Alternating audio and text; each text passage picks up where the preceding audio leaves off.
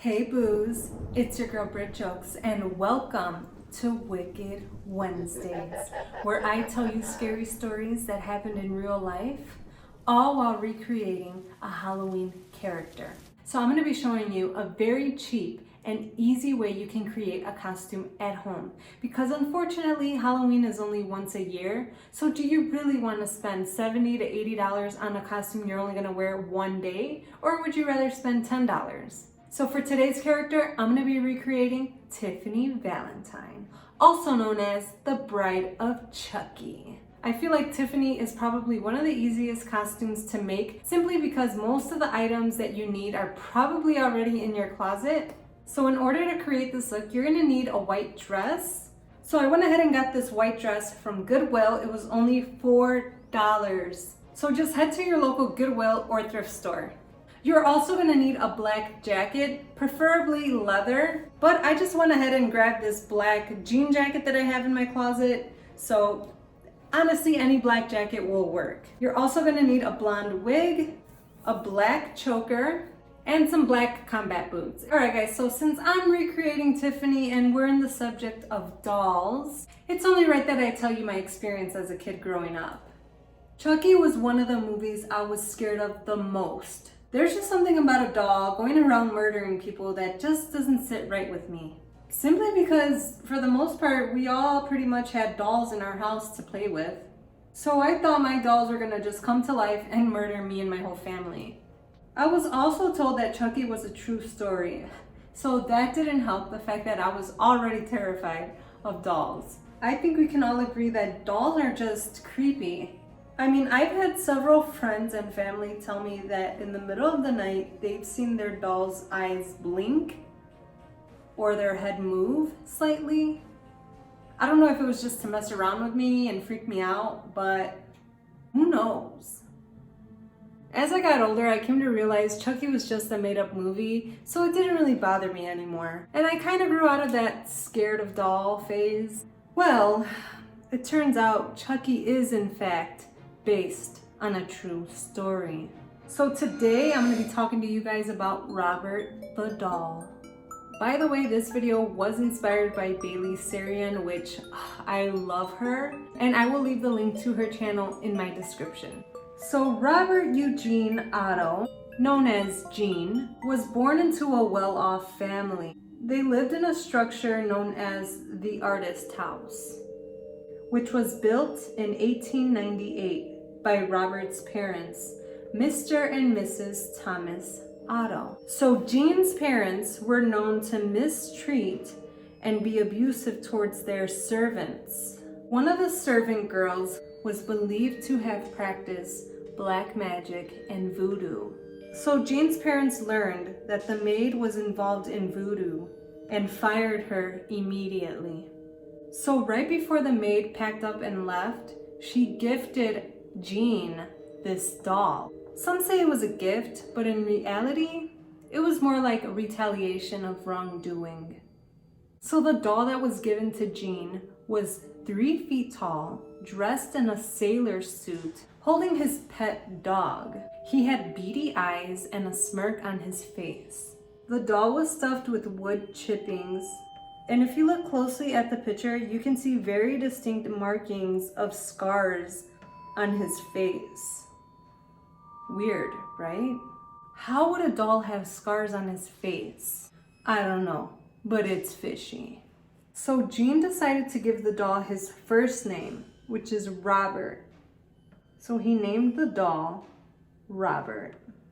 So the first hint that something out of the ordinary was happening was one night when Gene, who was about 10 years old, awoke to find Robert the doll sitting at the end of his bed, just staring at him.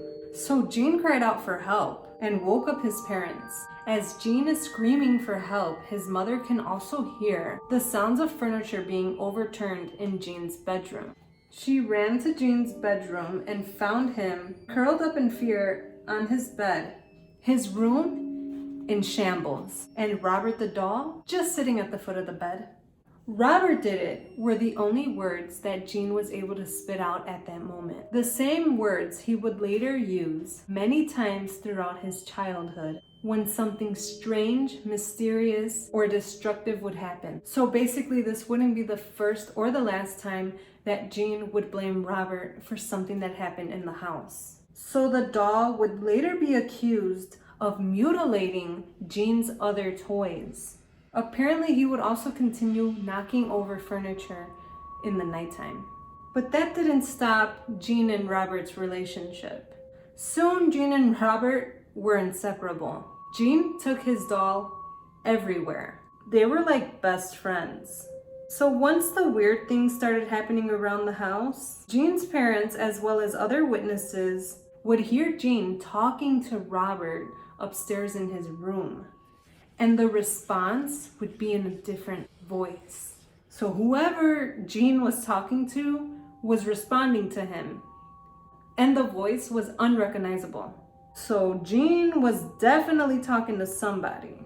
Many claim to have even heard giggling coming from the doll. Some say they also caught a glimpse of the doll running up the stairs and staring out the upstairs window. There was also reports of people actually seeing the doll speak and changing his facial expressions. So eventually, Gene grew up to be a very prominent artist. Robert continued to live with Gene throughout his entire lifetime, friends till the end. So after Gene's parents passed away, Gene and his wife Anne relocated and moved back to his childhood house, which is, by the way, located in Key West, Florida. So Gene, being that Robert's basically like his best friend, decided that Robert needed a room of his own in the house. So he placed him in an upstairs room that had a window overlooking a street. So Anne, the wife, always had an uneasy feeling about Robert in the house. I don't blame her. So she eventually convinced Gene to lock up the doll in the attic. And as one could imagine, Robert was not happy with his new location. Soon, visitors to the home could hear footsteps coming from the attic. The sounds of someone pacing back and forth with devilish giggling. Neighborhood children actually reported seeing Robert watching them from the window upstairs. So when Gene heard about these reports, he went to investigate, knowing that he specifically locked Robert in the attic. So there was no possibility that he could be sitting by the window in the upstairs bedroom.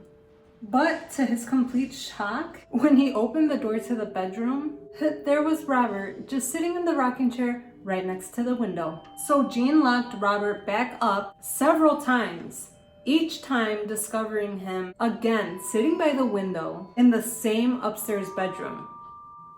So basically, Robert would just escape. Visitors to the house also had claimed to have had many misfortunes happen to them, including car accidents, divorces, job losses. It was just not good to step foot in that house and to be in that doll's presence.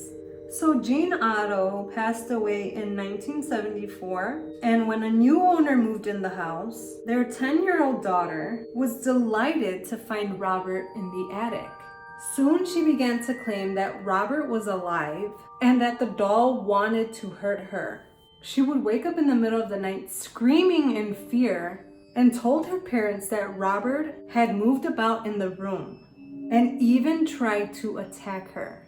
Her dolls and her toys also were mutilated, just like the way Gene's toys were.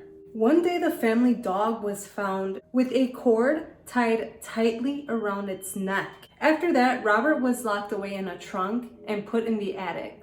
Eventually, Robert was given away and donated to the East Martello Museum, located in the Key West, Florida.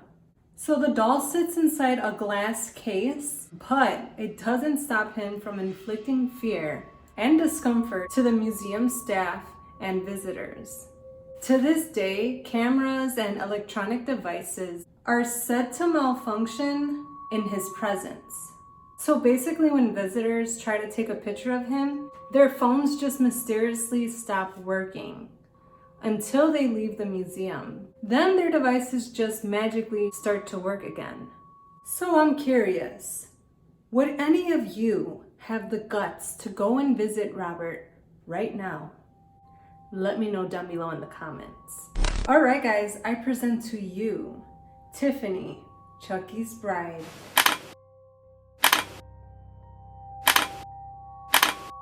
All right, guys, this concludes Wicked Wednesdays.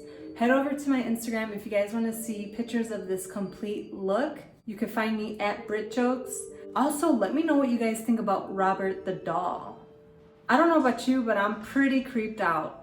I mean, voodoo is a real thing, and so is black magic. So I strongly believe that Robert was indeed cursed. Or maybe he's possessed by some demonic spirit. I don't know, but let me know what you guys think in the comments. I hope you guys enjoyed this video, and I'll catch you on the next one.